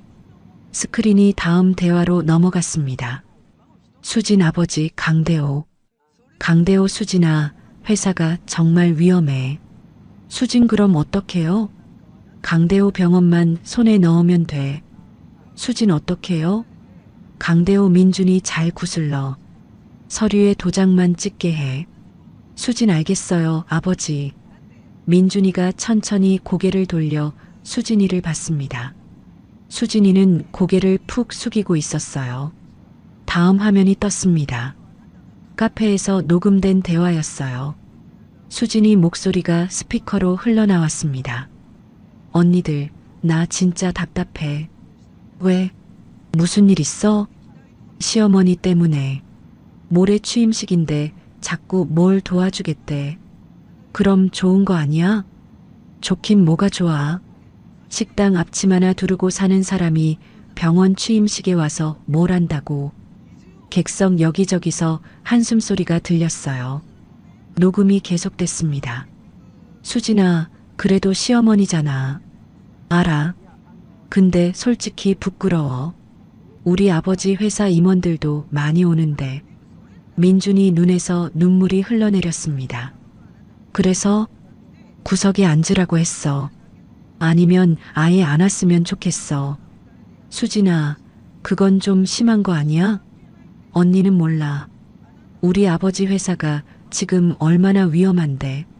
그래서 병원이 곧 다 우리 거야. 민준이가 병원장 되면. 녹음이 끝났습니다. 강당이 조용했어요. 너무 조용해서 숨소리만 들릴 정도였습니다. 저는 천천히 말했습니다. 이것이 제 며느리입니다. 목소리가 떨렸어요. 10년 동안 우리 집 며느리로 살았습니다. 처음엔 참 착했어요. 잠시 말을 멈췄습니다. 하지만 2년 전부터 변했습니다. 왜일까요? 고개를 들어 강대호를 봤어요. 장인어른 회사가 어려워지면서부터입니다. 강대호는 고개를 숙이고 있었어요. 그리고 3일 전에는 이런 일도 있었습니다. 스크린에 새로운 내용이 떴습니다. 수진 조카 민수 전화 통화. 제가 설명했습니다. 제 조카 민수는 23세 대학생입니다. 제가 4년 동안 등록금을 전부 지원했죠. 잠시 말을 멈췄어요. 3일 전 수진 씨가 민수한테 전화했습니다. 객석 뒤편에서 젊은 남자가 일어났어요. 민수였습니다. 민수야, 나와라. 민수가 앞으로 걸어 나왔습니다. 단정한 양복을 입고 있었어요. 무대로 올라왔습니다. 민수야, 사람들한테 말해줘. 수진이가 뭐라고 했는지. 민수가 마이크를 잡았습니다. 떨리는 목소리였어요. 3일 전에 수진 고모한테 전화 왔었어요. 객석이 집중했습니다. 취임식에 오지 말래요. 자리가 부족하다고. 그 다음엔 제가 고모부 큰 날인데 가야죠라고 했어요. 민수가 숨을 들이쉬었습니다. 그랬더니 촌스러운 친척들 오면 민준 오빠 체면 깎인다. 그냥 나중에 밥이나 먹자고 하더라고요. 객석이 술렁거렸습니다. 그리고 할머니도 오지 말라고 전화래요. 민준이가 의자를 붙잡고 일어섰습니다. 천천히 수진이한테 걸어갔어요. 수진이는 고개를 숙인 채 울고 있었습니다. 여보, 민준이가 차갑게 말했습니다. 고개 들어. 수진이가 고개를 들었어요. 눈물 범벅이었습니다. 민준아, 나는 10년이야. 민준이 목소리가 떨렸어요. 10년 동안 함께 살았어. 수진이가 흐느꼈습니다. 그동안 니는 우리 어머니를 단 한 번도 진심으로 대하지 않았구나. 아니야, 민준아. 나는 니를 사랑했어. 민준이 목소리가 높아졌습니다. 근데 니는 뭘 사랑했어? 나? 아니면 병원? 수진이가 울음을 터뜨렸어요. 민준아, 미안해. 나도 어쩔 수 없었어. 아버지? 민준이가 강대호를 돌아봤습니다. 장인어른. 강대호는 대답하지 못했어요. 민준이가 다시 수진이를 봤습니다. 네 아버지가 회사 살리려고 내 병원 이용하려 한 거 알면서도 니는 도왔어. 민준아, 우리 어머니를 부끄러워했어. 구석에 앉으라고 했어. 민준이 주먹을 쥐었습니다. 그게 아내가 할 짓이야? 수진이가 무릎 꿇었습니다. 민준아, 미안해. 정말 미안해. 민준이는 고개를 저었어요. 늦었어. 객석이 조용했습니다. 민준이가 천천히 말했습니다. 이혼하자. 수진이 눈이 커졌어요. 뭐라고? 이혼해. 변호사 통해서 연락하겠어. 민준아, 안 돼. 제발. 수진이가 민준이 바지를 붙잡았어요. 민준이는 수진이 손을 떼어냈습니다. 민준아. 민준이는 돌아서서 무대로 걸어갔습니다. 제 앞에 섰어요. 어머니. 민준아. 민준이가 무릎 꿇었습니다. 죄송합니다. 일어나. 23년 동안 의사 생활하면서 단 한 번도 몰랐어요. 민준이 목소리가 흔들렸어요. 어머니가 누구신지, 어머니가 얼마나 힘드셨을지. 괜찮아, 아들아. 저는 민준이를 일으켰습니다. 네가 몰랐던 게 당연해. 엄마가 숨긴 거니까. 민준이가 저를 꼭 껴안았습니다. 어머니, 사랑합니다. 나도 사랑한다, 아들아. 객석에서 박수가 터져 나왔어요. 300명이 모두 일어서서 박수를 쳤습니다. 강대호는 의자에 푹 파묻혀 있었고 수진이는 바닥에 주저앉아 울고 있었습니다. 검사가 앞으로 걸어 나왔습니다. 강대호 씨, 동행하시죠. 강대호가 힘없이 일어났어요. 나는 외부 이사 3분도 함께 가셔야겠습니다. 이사 3명도 일어났습니다. 얼굴이 새하얗게 질려 있었어요. 검사가 강대호를 데리고 나가려는데 강대호가 돌아섰습니다. 이사장님, 저를 향해 무릎 꿇었어요. 제발 용서해 주십시오. 용서는 법이 하겠습니다. 제 목소리는 차갑게 식어 있었어요. 당신은 내 아들을 이용하려 했어요. 강대호가 고개를 조아렸습니다. 죄송합니다. 회사가 망하게 생겼어요. 제발, 당신 회사 살리려고 우리 병원을 망치려 했잖아요. 제 목소리가 떨렸습니다. 무엇보다 내 며느리를 조종해서 우리 가정을 파괴했어요. 강대호는 아무 말도 하지 못했습니다. 검사가 강대호를 일으켰어요. 갑시다. 강대호는 고개를 푹 숙인 채 끌려나갔습니다. 외부 이사 3명도 따라 나갔어요. 수진이가 일어나 아버지를 따라가려 했습니다. 아버지. 하지만 문이 닫혔어요. 수진이는 그 자리에 주저앉아 울기 시작했습니다. 객석 사람들은 조용히 그 광경을 지켜봤습니다. 저는 민준이 손을 잡았어요. 민준아, 이제 끝났어. 네, 어머니. 이제부터가 진짜 시작이야. 민준이가 고개를 끄덕였습니다. 사회자가 조심스럽게 무대로 올라왔어요. 이것으로 취임식을 마치겠습니다. 사람들이 하나둘 자리에서 일어났습니다. 의료진들이 저한테 다가와 인사했어요. 이사장님, 오늘 정말 감동받았습니다. 30년 동안 숨기셨다니 대단하십니다. 저는 고개 숙여 인사했습니다. 민준이는 제 옆에 서서 사람들과 악수했어요. 수진이는 구석에 혼자 남아 있었습니다. 아무도 그녀한테 다가가지 않았어요. 저는 수진이를 바라봤습니다. 불쌍하다는 생각도 들었어요. 하지만 자기가 한 일의 대가였습니다. 강당이 서서히 비워졌습니다. 제 30년 비밀이 드디어 세상에 드러난 날이었습니다. 취임식이 끝나고 사람들이 모두 떠났습니다. 강당에는 저와 민준이 그리고 구석에 주저앉아 있는 수진이만 남았어요. 민준이가 천천히 수진이한테 다가갔습니다. 일어나. 차갑게 식은 목소리였어요. 수진이가 고개를 들었습니다. 눈이 퉁퉁 부어 있었죠. 민준아. 수진씨. 민준이가 존댓말로 바꿨어요. 오늘부터 남남입니다. 짐 싸서 나가주세요. 민준아, 제발. 한 번만 용서해줘. 수진이가 민준이 손을 붙잡으려 했습니다. 민준이는 손을 뒤로 뺐어요. 10년이었어요. 10년 동안 거짓으로 살았잖아요. 아니야. 처음엔 진심이었어. 언제부터 변한 건지는 중요하지 않아요. 민준이가 고개를 저었습니다. 중요한 건 네가 우리 어머니를 부끄러워했다는 거예요. 수진이가 흐느꼈습니다. 그리고 네 아버지랑 함께 우리 병원을 이용하려 했다는 거고요. 민준이는 돌아서서 걸어 나왔습니다. 수진이가 뒤에서 소리쳤어요. 민준아, 민준아. 하지만 민준이는 뒤돌아보지 않았습니다. 저는 수진이 앞으로 걸어갔어요. 수진이가 저를 올려다봤습니다. 어머님, 저 진짜 죄송해요. 수진아. 저는 조용히 말했습니다. 네가 처음 우리 집에 왔을 때 참 착했어. 나도 좋은 며느리 만났다고 기뻐했지. 수진이가 울먹였어요. 하지만 사람은 힘들 때 본색이 드러나는 법이야.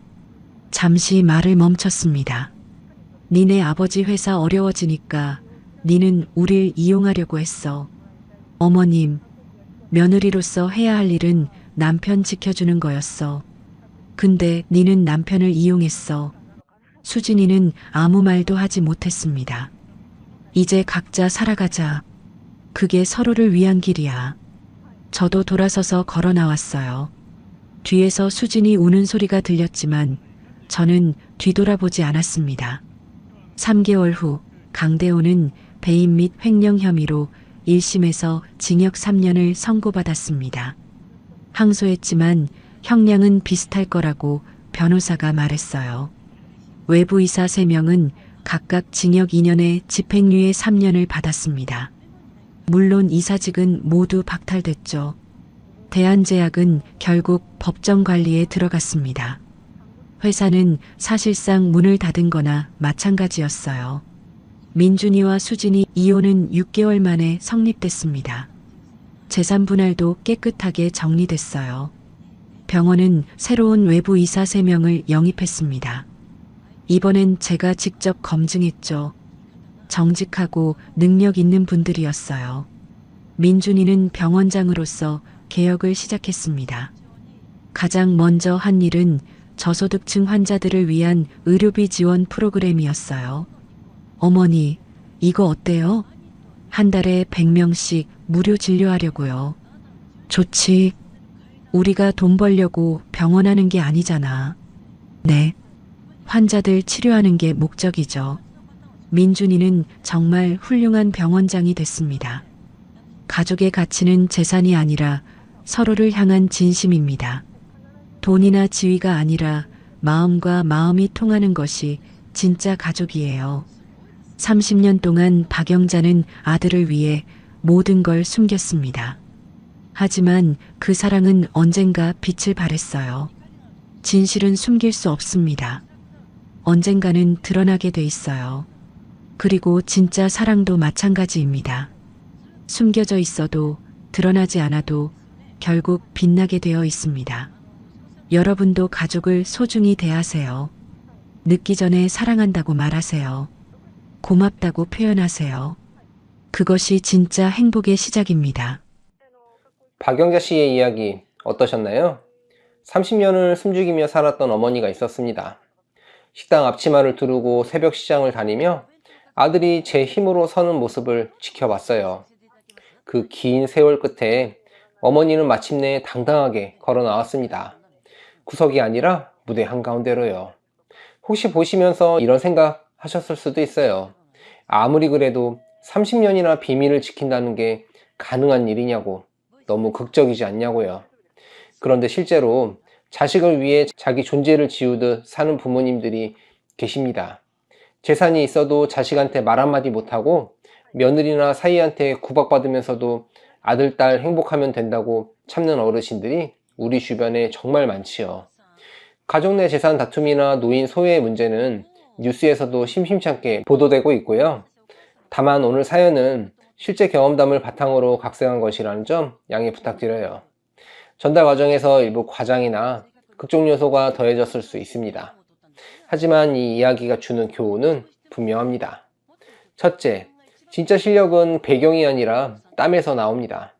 민준이는 어머니 재력을 모르고도 23년간 스스로 노력해서 병원장이 됐어요.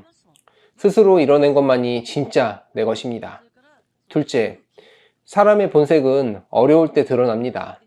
그 착하던 며느리도 친정이 힘들어지니 시어머니를 구석으로 밀어냈어요.